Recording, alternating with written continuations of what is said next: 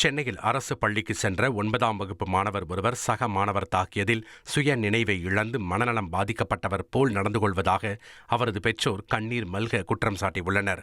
சிட்லப்பாக்கத்தைச் சேர்ந்த பரணி என்ற மாணவர் கடந்த 3ஆம் தேதி பள்ளி முடிந்து திரும்பிய போது விசித்திரமாக நடந்து கொண்டுள்ளார். தனது தந்தை, அக்கா என யாரையுமே அடையாளம் தெரியவில்லை என கூறி தாக்கிய பரணி தற்போது நிறங்களை கூட அடையாளம் காண முடியாமல் தவித்து வருகிறார். சக மாணவன் தலையில் அடித்ததே இதற்கு காரணம் என பெற்றோர் தரப்பில் கூறப்படும் நிலையில் பெஞ்சில் விழுந்து அடிபட்டதாக பள்ளி நிர்வாகம் தெரிவிக்கிறது.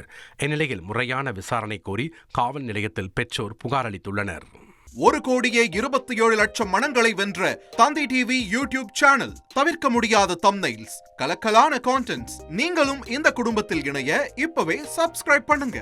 அசுரபலம் கொண்ட எங்கள் டிஜிட்டல் கரங்களில் உங்கள் விளம்பரங்களை சேர்க்க வாட்ஸ்அப் பண்ணுங்க. 8939888838. Email advtthanditv@dttv.in.